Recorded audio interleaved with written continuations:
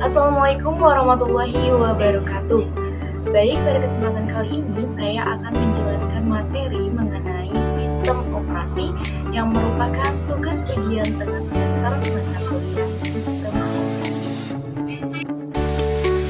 Namun sebelum saya lanjut ke pembahasannya, ada seperti pepatah yang mengatakan tak kenal berkata. Oleh karena itu, izinkan saya memperkenalkan diri. Nama saya Dewi Angelina dari program studi Sistem Informasi kelas 2B. Baik, kita langsung masuk ke pembahasan yang pertama. Di sini kita akan membahas tentang apa itu sistem operasi. Nah, sistem operasi di sini adalah sebuah program yang mengelola sumber daya yang ada di dalam komputer, baik itu berupa perangkat keras dan aplikasi komputer. Di sini dapat kita lihat terdapat user, kemudian ada sistem operasi dan juga mesin atau komputer itu sendiri. Nah, di sini sistem operasi ini berfungsi sebagai penengah penghubung atau juga jembatan antara manusia dan komputer.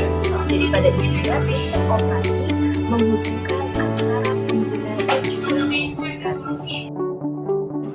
Baik, pembahasan yang selanjutnya adalah tentang kelebihan sistem operasi Windows, Linux, macOS, dan juga Android.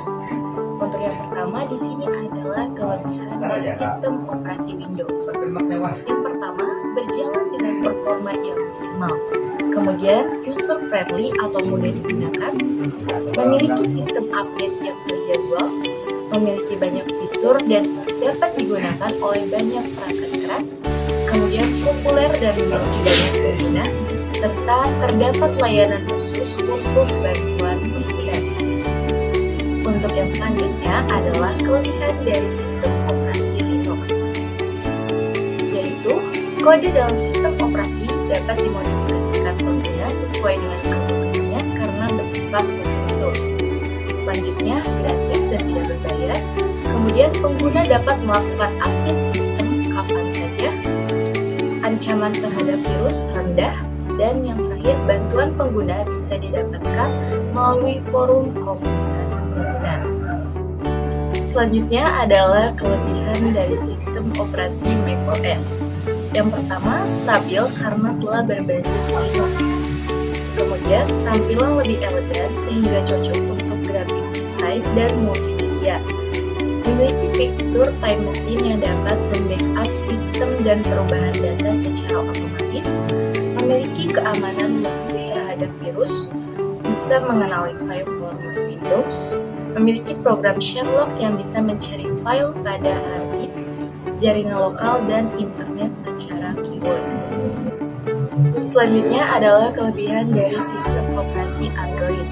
Sistem Android yang banyak digunakan pada smartphone bersifat user-friendly, kemudian dapat dengan mudah menerima notifikasi, memiliki tampilan baik, bersifat open source karena berbasis Linux, kemudian memiliki akses mudah ke Android Application Market, dan mendukung semua layanan Google.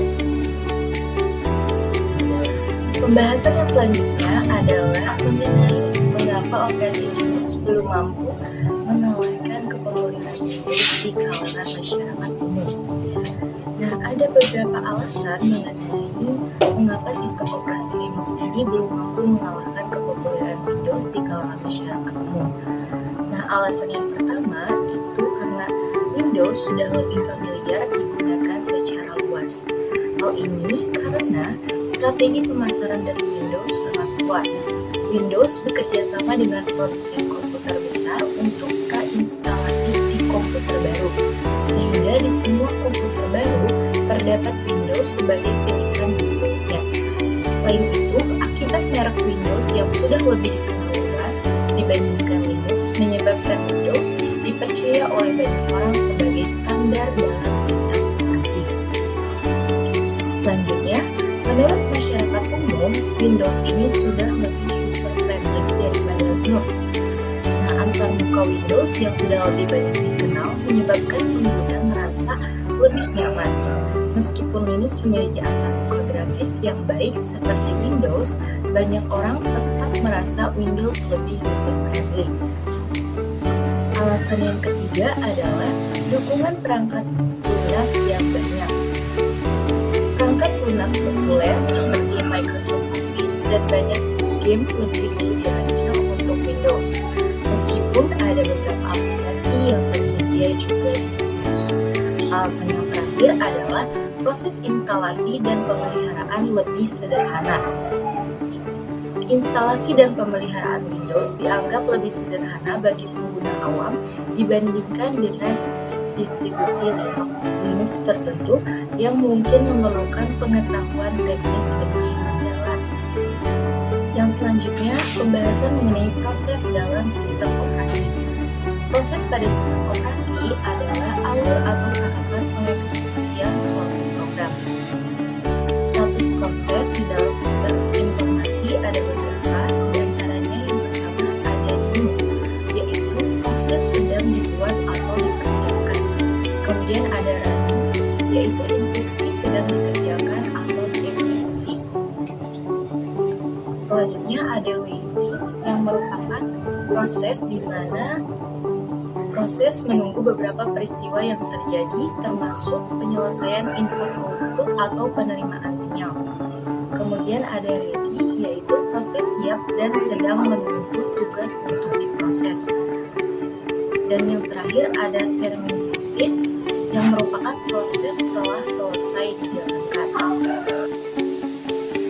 Berikut adalah diagram dari alur proses dalam sistem operasi.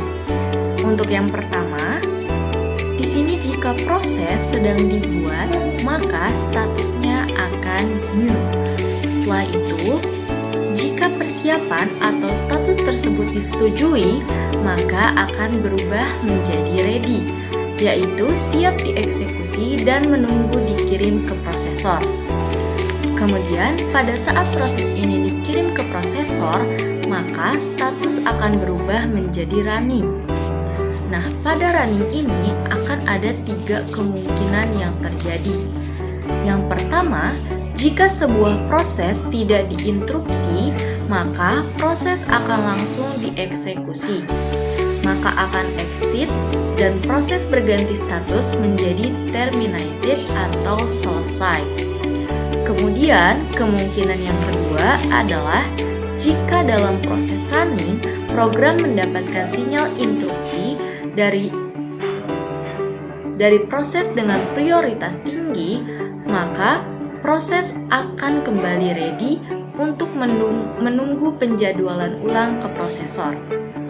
Setelah selesai, proses akan kembali running, kemudian terminated. Kemungkinan yang ketiga, jika dalam proses running dan ternyata butuh respon dari perangkat input-output dan beberapa sinyal, maka statusnya akan menjadi waiting, menunggu persiapan perangkat input-output dan sinyal yang diperlukan. Jika persiapan telah lengkap, maka status akan kembali menjadi ready, kemudian running, dan yang terakhir terminated atau selesai.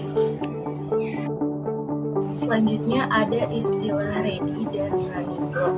Yang pertama di sini ready adalah proses siap dan sedang menunggu tugas untuk diproses. Sebuah proses berada dalam keadaan ready ketika sudah siap untuk dieksekusi oleh CPU tetapi belum mendapatkan giliran untuk dieksekusi. Kemudian ada running block yang merupakan proses pengeksekusian yang tertunda karena sedang menunggu kejadian tertentu selesai atau sumber daya yang diperlukan belum tersedia. Pembahasan selanjutnya adalah tentang penjadwalan sistem operasi.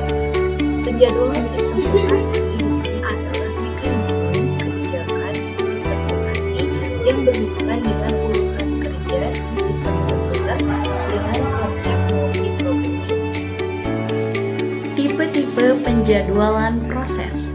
Yang pertama ada penjadwalan jangka pendek. Penjadwalan ini bertugas menjadwalkan alokasi proses di antara proses-proses ready di memori utama.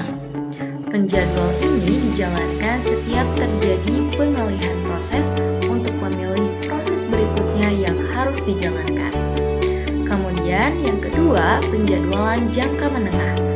Penjadwalan jangka menengah adalah menangani proses-proses swapping, aktivitas pemindaian proses yang tertunda dari memori utama ke memori sekunder. Sedangkan yang terakhir ada penjadwalan jangka panjang. Istilah-istilah dalam penjadwalan yang pertama ada job queue. Job queue adalah kumpulan proses yang ada pada sistem. Kemudian ada ready queue yang merupakan kumpulan semua proses yang berada di memori utama yang siap dan menunggu untuk dieksekusi. Selanjutnya ada device queue yang merupakan kumpulan proses yang menunggu perangkat untuk input. Berikut adalah alur dari penjadwalan proses. Yang mana di sini ada penjadwalan jangka panjang. Nah, pada penjadwalan jangka panjang di sini semua program aplikasi masih dalam posisi batch queue dan masuk dalam posisi ready queue. Artinya di sini semua aplikasi program masih tersimpan di media penyimpanan. Nah, kemudian untuk penjadwalan jangka menengah di sini sudah ada dalam proses ready queue, yang mana posisinya di suspended block queue. Di sini artinya sedang atau masih ada dalam proses waiting. Block atau menunggu untuk CPU bisa menyelesaikan kegiatan lainnya, baru akhirnya bisa menjadi ready. Nah, selanjutnya adalah penjadwalan jangka pendek. Untuk penjadwalan jangka pendek di sini sudah dalam posisi akan dan sedang dieksekusi oleh CPU. Tidak dalam posisi ready, tapi segera dan akan segera dieksekusi oleh CPU.